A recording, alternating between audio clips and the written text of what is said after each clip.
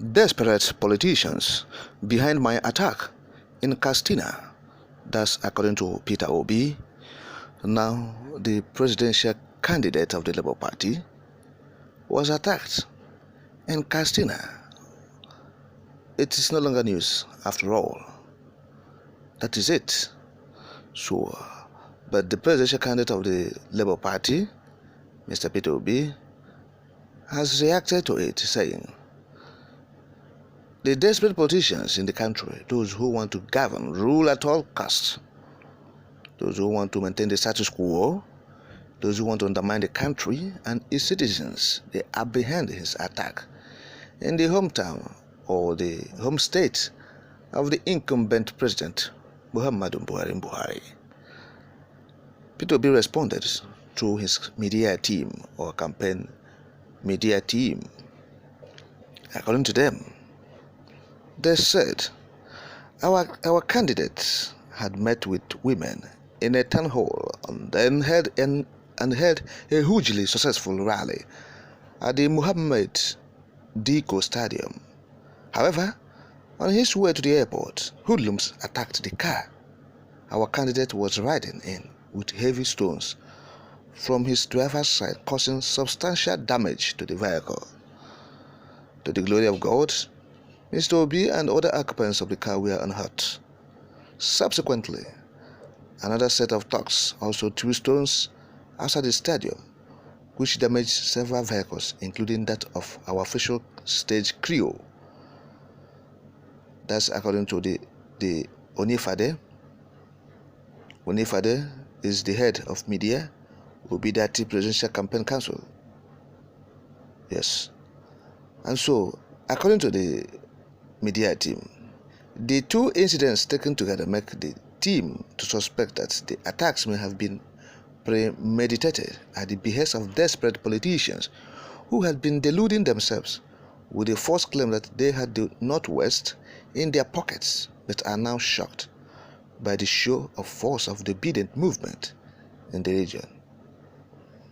Yes, so they commended the people of Katsina who came out en masse to support their campaign and urged security agencies to investigate the attacks to forestall future occurrences. And so that is what we are talking about. Nigeria, which way? Which way Nigeria? This contraption, which way? That's all we have been saying. This is the home state of the incumbent president. The incumbent president, the Katsina state, is in his home state. And look at what's happening there. I don't think Peter Obi has ever been attacked in any of his campaigns. All the while has been moving around, both in the southern Nigeria and the other states of northern Nigeria, save in Katsina, the home state of the president of Nigeria. So why? Why in Katsina? Why in Katsina? Something is wrong somewhere. And that is all we have been saying all the while. So, this is Nigeria. Something is fundamentally wrong. Something is fundamentally wrong. The president has promised, free and fair election. We will have free and credible election. Is this one free and credible election? You are attacking a presidential candidate of a political party in your home state. And as we are speaking, the president has not made any statement on that.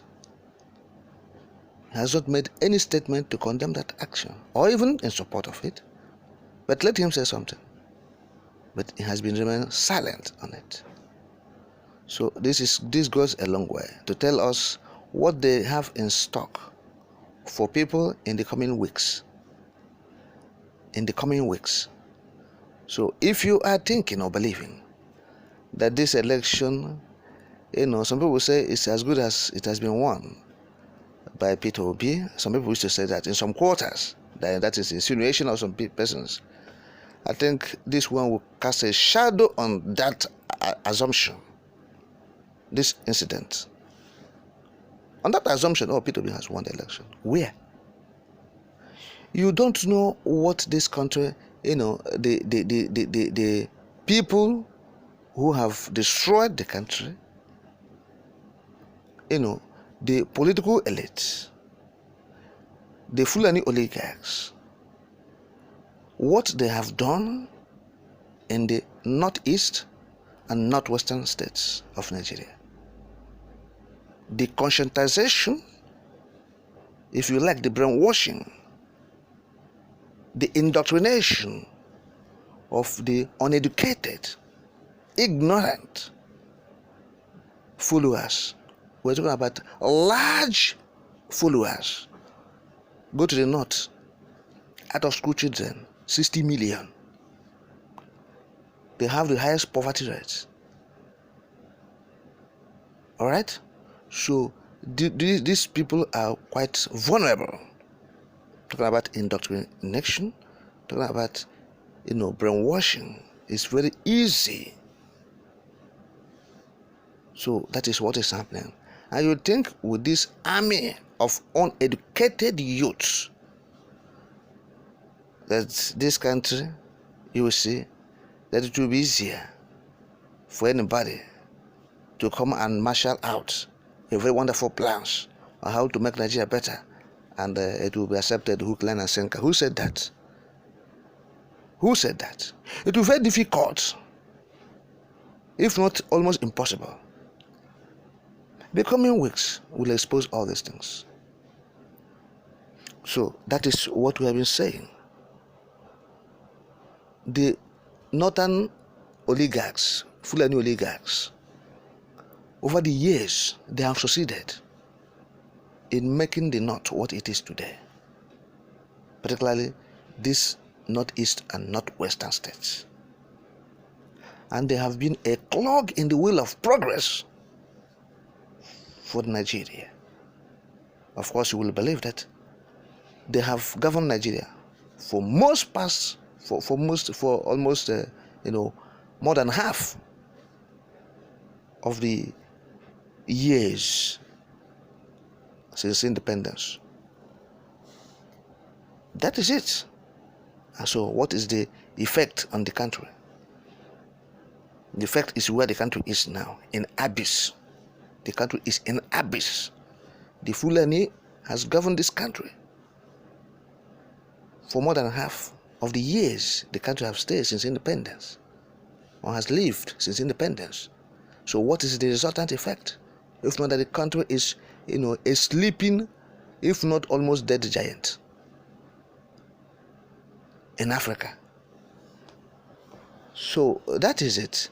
So when we are talking about the 2023 charade, these are all we have been put into consideration, and they are manifesting. We have been seeing it now. It's manifesting. You have seen the brutality. You have seen the intolerance. The politicians are merely exhibiting their intolerance through this. These are political statements. These kind of actions, they are political statements. So that is it. People should have a rethink. Particularly the southern Nigerians should have a rethink and understand that there's something like one Nigeria. What you have is, we own Nigeria. You are slaves. You work for us. And we own it. In fact, we own it. That's the mentality. That's the belief. That's the understanding of some section of the country. And you want to become a president in their own empire, in their own dynasty, in their business enterprise they own, where they are the CEOs, and they have the hereditary privilege to continue to own the estate. So it will be a Herculean task, and the strength people will deposit to this will be better channeled to something more better, meaningful, and that will be of eternal benefit for people, especially the southern